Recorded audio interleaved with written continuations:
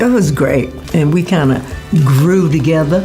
He did have that music right here and right here. Among the many brilliant female Motown musicians of the late 1960s and early 1970s, let's dance to the music of Gladys Knight. She was pivotal in the Atlanta musical family affair Gladys Knight and the Pips, which propelled them to fame. The musical success of Gladys Knight was overshadowed by the pain of her many broken marriages. Come explore the fascinating life of Gladys Knight with us today, as we delve into the ups and downs of this remarkable musician whose songs have stood the test of time. Allow me to preface this by discussing Gladys Knight's life and the difficulties she overcame beginning at a young age. Often called the Empress of Soul, Gladys Maria Knight came into this world on May 28, 1944. The American music and entertainment industries have never been the same because to this legendary performer, composer, actress, and entrepreneur, in perpetuity, her impact will be felt. Many accolades and distinctions have been bestowed to Gladys Knight over her illustrious career, which has lasted for many decades. Among her many achievements is her time spent singing lead for the family band Gladys Knight and the Pips, which also featured her brother Merrill Bubba Knight, cousins William Guest and Edward Patton, and herself. They created music together, and their impact is felt even now. The path that Gladys Knight took through marriage was replete with highs and lows, despite her professional success. She has 3 children from her 4 marriages during her lifetime. 3 of her children were born to her biologically. In 1960, she decided to marry James "Jimmy" Newman, an Atlanta singer and a classmate of hers. She found out she was pregnant at the tender age of 16. It was around this time that she suffered the tragic loss of a pregnancy. This early disappointment didn't stop the couple from starting a family. They had 2 children. The fact that Gladys Knight's husband, Newman, had a drug problem and left the family when she was just 20 years old was a major setback for an already troubled marriage. Considering the difficulties they were facing as a couple, it is astounding that they remained married for almost 10 years, until 1973. During their marriage, they had a son, James "Jimmy" Gaston Newman III, who was born on August 13, 1962. Gladys Knight made the courageous choice to temporarily step aside from her singing profession while they were dealing with the difficulties they were experiencing. The Pips, her family's musical group, continued to tour independently, but she chose to withdraw from touring so she and her husband could focus on raising their children. Kenya Maria Newman was born to Gladys Knight and James Newman in November 1963. She was their only daughter. Kenya was the sole offspring of this couple. Though she had to put her passion for recording and performing with the Pips on hold for a while to tend to her growing family, Gladys Knight was able to return to it in due time. In the early 1960s, Gladys, James, and the Pips relocated to Detroit to start a new chapter in their lives. With this relocation, they started a fresh chapter in their life. On the western side of Detroit on Sherborne Road sits the prestigious Sherwood Forest neighborhood, where they have decided to build their house. Gessau Catholic Grade School was an institution that Gladys Knight had her children attend when she resided on LaSalle Avenue. That way, people could be sure they got an excellent education. The painful choice to divorce James Newman was taken by Gladys Knight in 1973 after a separation of 7 years. Since their marital problems persisted, getting a divorce was a tough choice to make. Her personal life came to a terrible end with his premature death, which happened a few years after the couple had split. Following the ups and downs of her previous marriage, Gladys Knight finally found love in 1974 in Detroit when she wed Barry Hankerson. Barry Hankerson was the driving force behind the establishment of Buddah Records and the label itself. His niece Aaliyah, a talented R&B singer, was signed to a record deal by Buddah Records. Gladys and Barry were overjoyed to become parents on August 1, 1976, when their son Shanga Ali Hankerson was born. But there were plenty of obstacles along the way as the couple navigated marriage. In 1977 or 1978, the couple decided to move to Atlanta, but Gladys's musical group, the Pips, stayed in Detroit. The marriage of Gladys Knight and Barry Hankerson was unfortunately ruined by a slew of problems that culminated in their divorce in 1979. Their son's custody fight was drawn out and emotionally draining, adding another layer of complication to her personal life caused by the breakup. Tragic events continued in 1979 with the abduction of Shanga Ali Hankerson, the son of Gladys Knight. The loss of her kid devastated her to the point that she would do anything and spend over $1 million in her relentless search for him. While going through a lot of personal turmoil in 1995, Gladys Knight got married for a second time. At this point in her life, she was wed to motivational speaker Les Brown. Meanwhile, her relationships were not immune to life's challenges. In 1997, she and Les Brown finally split and filed for a divorce. Among the obstacles Gladys Knight had to overcome was a gambling addiction that she battled for almost 10 years. After losing $60,000 in a single night, she nevertheless managed to land a job at the baccarat table in the late 1980s despite a serious financial setback. After facing the reality of her addiction, she courageously decided to seek help and became a member of Gamblers Anonymous. This was the initial move that helped her break free from her addiction. Gladys Knight underwent a transformation in her spirituality during her lifetime. Despite her earlier self-identification as a Baptist, she became a devout Catholic. Her decision to join the LDS, Latter-day Saints Church, in 1997 was a watershed moment in her spiritual development. Her decision, often referred to as religion, came when her children left Catholicism to join the LDS Church. It is worth noting that Gladys Knight's involvement with the LDS Church led to several comedic interactions with Gordon B. Hinckley, the leader of the LDS Church. She joked that the LDS Church may benefit from singing with more enthusiasm. When President Hinckley gave his approval, she was surprised. The outcome of this was the establishment of the Grammy-winning Saints Unified Voices Gospel Music Choir. At the B140th anniversary celebration of the revelation of the priesthood, Gladys Knight took the lead and conducted the B1 choir. In commemoration of the revelation, this gathering took place. Jimmy Newman, who is the son of Gladys Knight, had a pivotal role in overseeing her career management during a pivotal period. He had a key role in her career management via his business, Newman Management, Inc. But on July 10, 1999, a horrible thing happened. Jimmy Newman passed away from heart failure. He passed away at the young age of 36. The person's sudden death deeply affected their loved ones. Jimmy Newman's death has left a legacy that includes his wife Micheline and their children, who include daughters Nastasia and Gabrielle, boys Rishon, Stefan and Sterling, and daughters Nastasia and Gabrielle. Because of this tragedy, Gladys Knight and her family had to endure a trying and emotionally draining time. With her 2001 wedding to William McDowell, Gladys Knight ushered in a new chapter in her private life. A new chapter has begun with this occurrence. The couple's marriage allowed them to unite their families, which paved the way for the establishment of a big and extended family. With a grand total of 17 grandkids and 10 great-grandchildren, William and Gladys have created a vibrant and close-knit family network. Because of their decision to build a house in Fairview, North Carolina, the couple became deeply involved with the community. They were the proud proprietors of a sizable piece of land in Asheville, the exact location of the old Reynolds High School, if we must be more specific. They want to show their dedication to the neighborhood where they live by using this structure as a community center. Gladys Knight was a passionate supporter of several worthy organizations while also being quite busy in her personal life.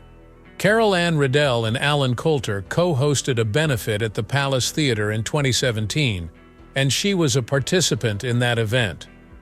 Funds will be going to a good cause thanks to this event.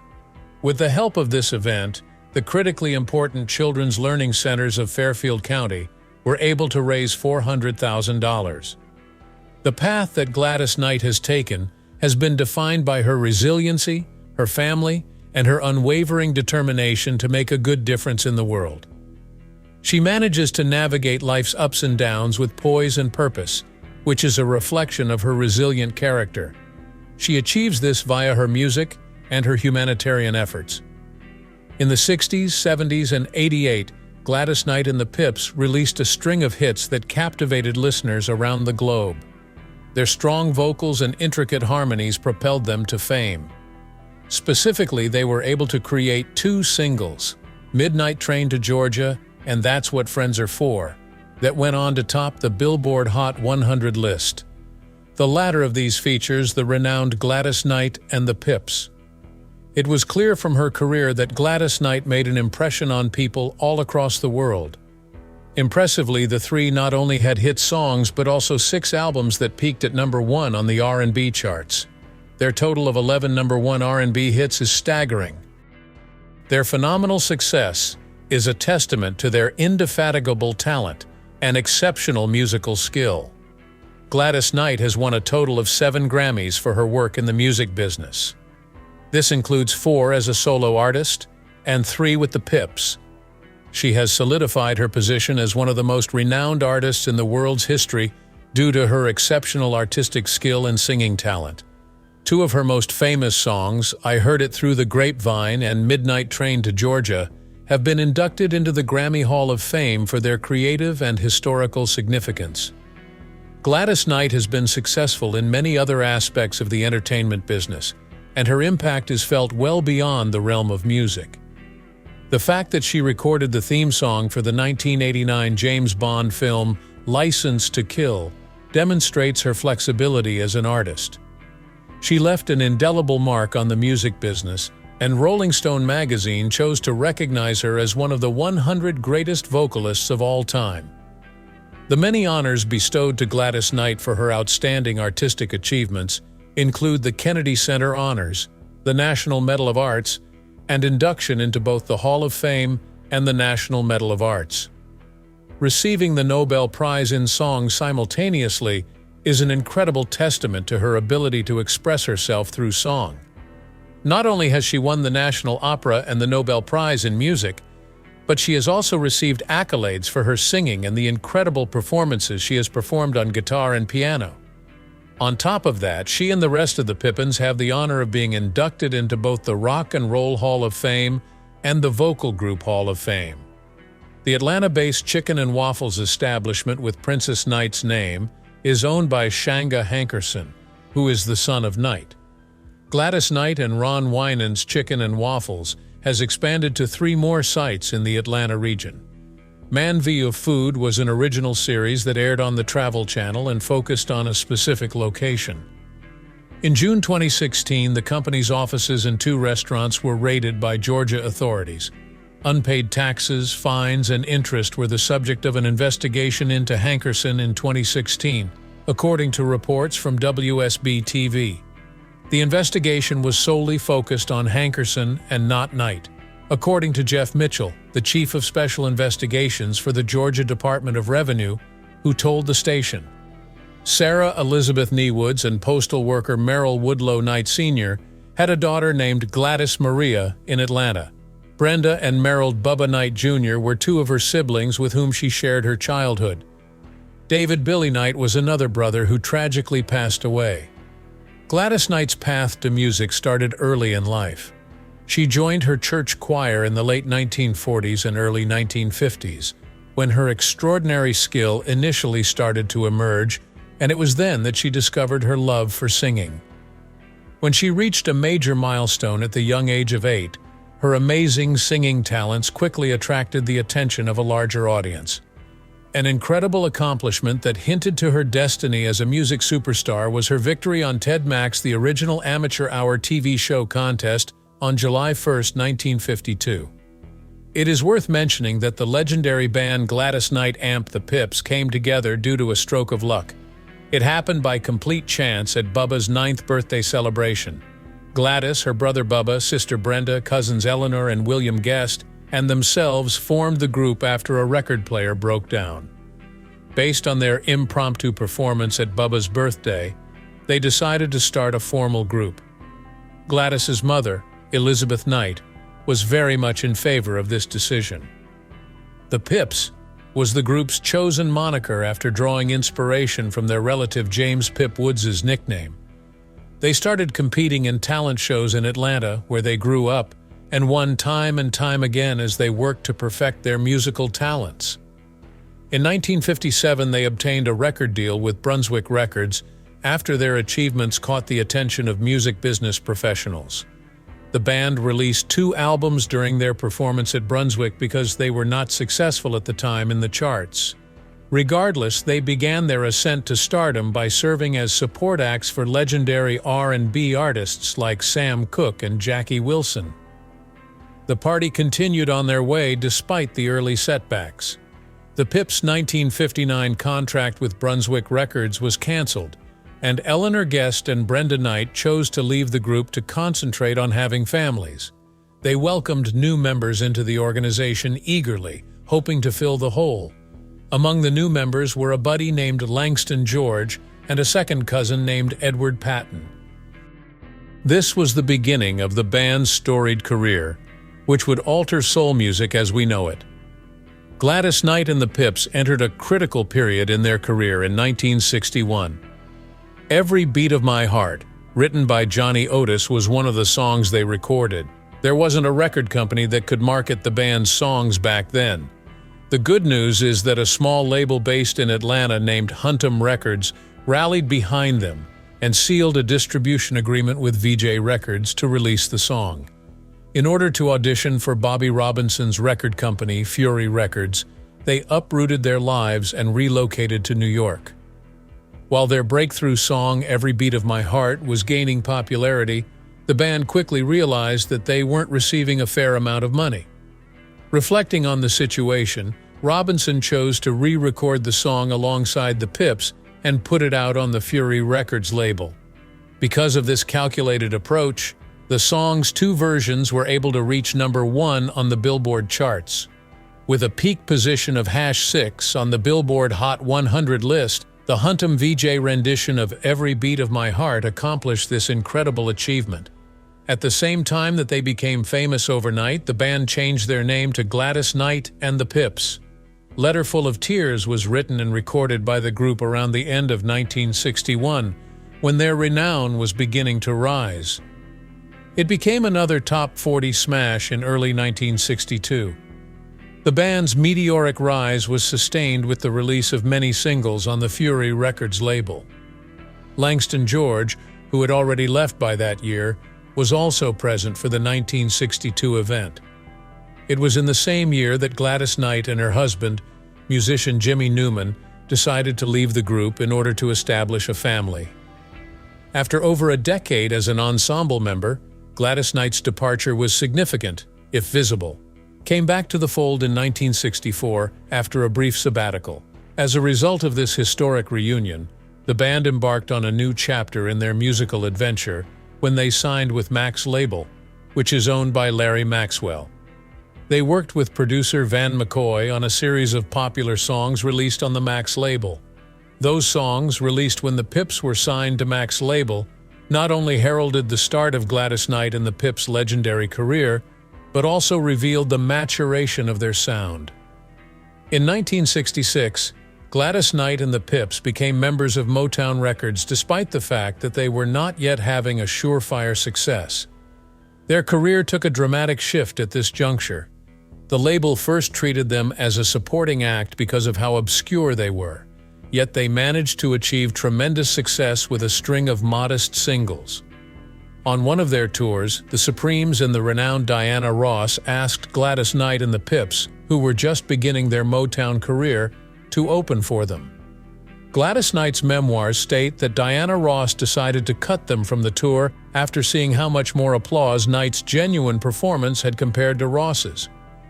After a while, the head of Motown Records warned Knight that she was far better than his main talent. A watershed moment came in 1973 when, instead of Motown Records, they opted to bargain for a more advantageous deal with Buddah Records. This was a turning point in their career, and they went on to achieve even greater success in the mainstream. Among the several top-charting singles of 1973, the Grammy-winning cover of Midnight Train to Georgia reached a flawless rating on the R&B and mainstream charts respectively. With the assistance of several songs including I've Got to Use My Imagination, The Way We Were Try to Remember, and Best Thing That Ever Happened to Me, they were able to keep winning. The iconic producer Curtis Mayfield collaborated with Gladys Knight and the Pips in the summer of 1974 to compose the soundtrack for the film Claudine. The soundtrack showcased songs such as On and On, The Makings of You, and Make Yours a Happy Home in particularly prominent positions. Their talents were admired by a devoted European audience, particularly in the UK. Despite being released in the US first, their Buddah singles frequently found success in the UK, although this was sometimes quite some time after the fact. When it first appeared on the UK singles chart in the summer of 1976, Midnight Train to Georgia established a record that stayed for 3 years.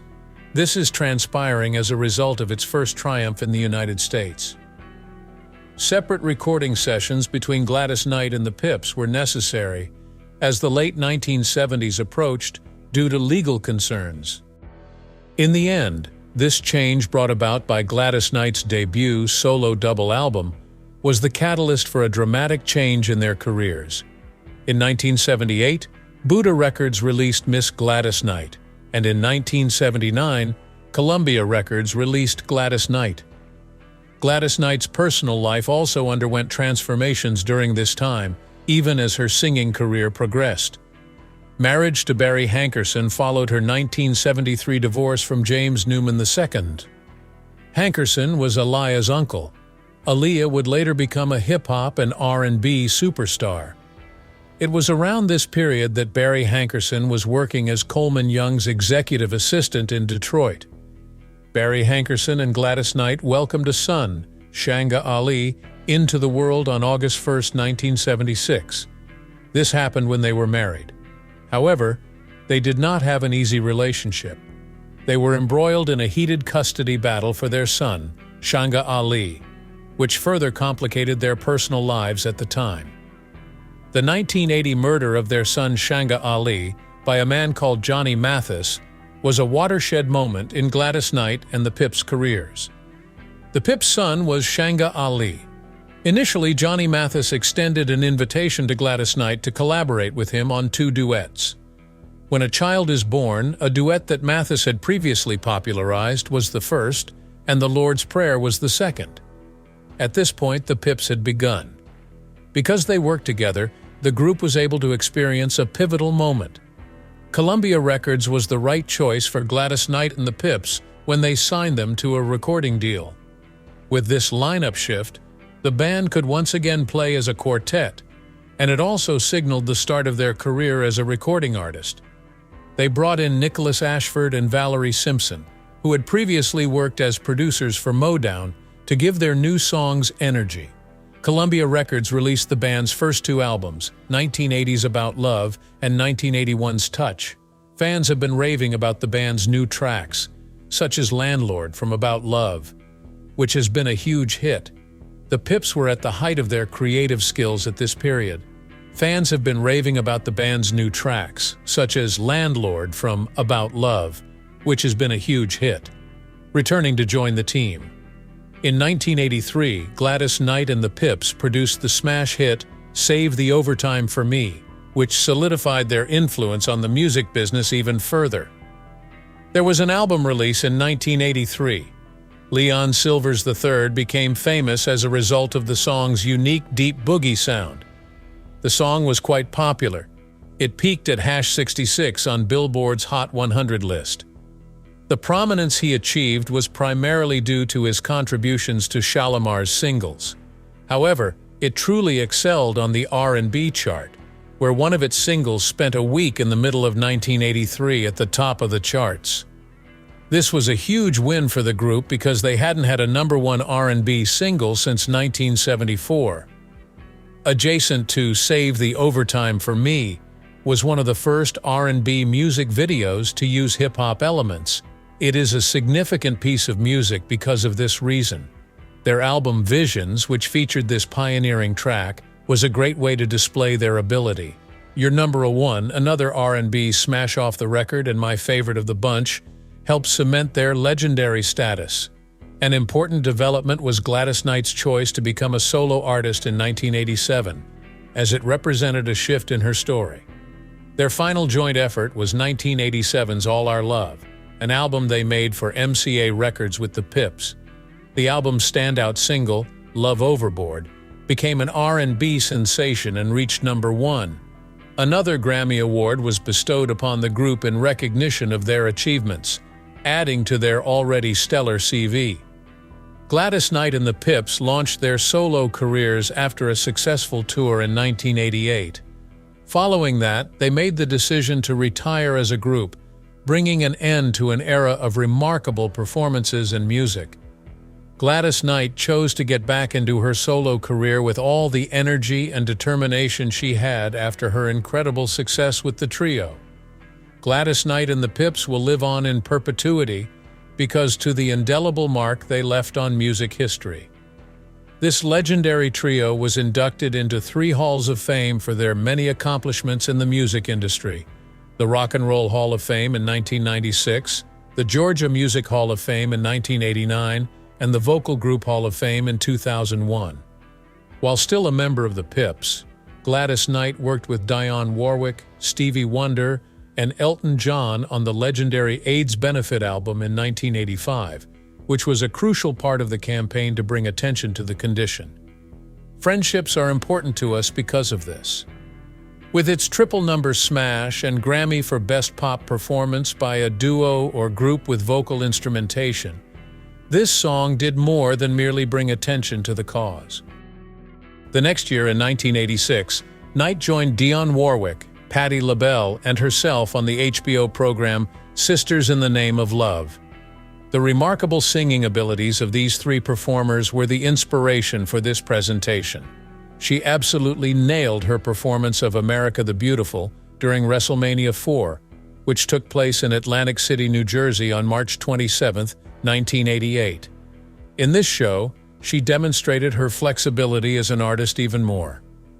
When Gladys Knight recorded the theme song for the 1989 James Bond film License to Kill, based on the same name, she finally had a chance to showcase her musical talents. Her already solid worldwide status was further cemented when this song reached number 10 in both the UK and Germany. Good Woman, Knight's 3rd solo album, marked a turning point in her career when it was released in 1991. The album became her most successful solo effort to that moment, topping the R&B album chart and including the number 2 R&B hit, Men. It peaked at #45 on Billboard's general album list. This album by Babyface had a number 1 success in the UK with the track Superwoman, which featured Dionne Warwick and Patti LaBelle. Among the tracks on Patti LaBelle's album Burnin' was a duet with Knight titled I Don't Do Duets. During the first World Series game, she performed the national anthem, demonstrating her astonishing vocal abilities on stage. Her 1995 platinum-certified 4th solo album, Just For You, was nominated for Best R&B Album at the Grammys. This solidified her position as a leading figure in the music industry even further. Through her involvement in several collaborative projects and philanthropic events, Knight was able to highlight her love of music while also demonstrating her commitment to numerous causes. To support the Save the Music Foundation, she performed at the 2004 VH1 Divas Live benefit event among many other notable female performers.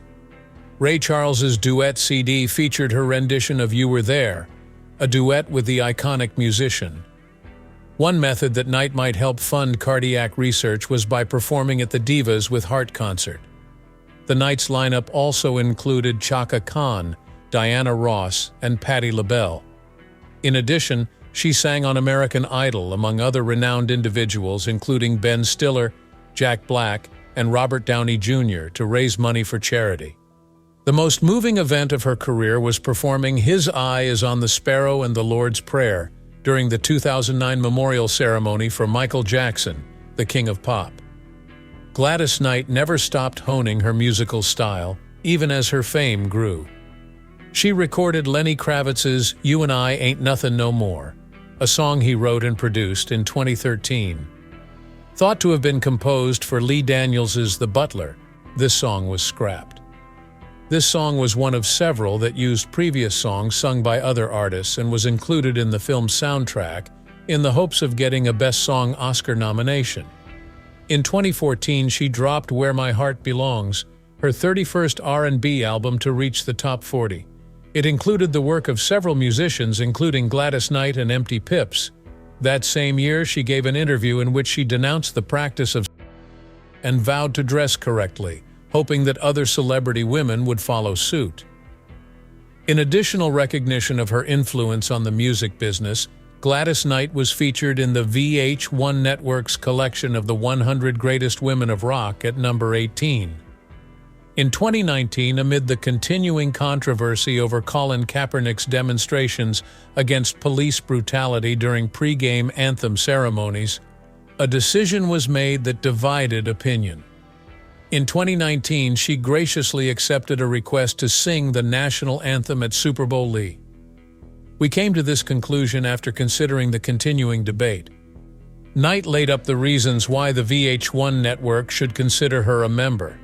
Although Knight was critical of the way the protest was carried out, she stuck by her choice, stating that she understood Kaepernick's intentions. We will be right back, accompanied by her spouse. Adding to her impeccable reputation, she was asked to play at the Delaware State Fair in 2019, which was honoring its centennial.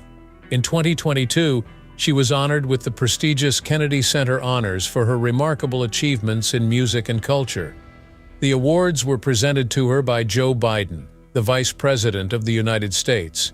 At a dinner the White House sponsored as part of the U.S.-Africa Leaders Summit, she proceeded to create headlines across the world with her performance. How do you feel about the hardships that Gladys Knight endured during her life? It's encouraging to see that she hasn't let age dampen her enthusiasm for music. Leave a comment with your thoughts. If you enjoyed this and would want to see more videos like this, hit that like button, share it, and subscribe.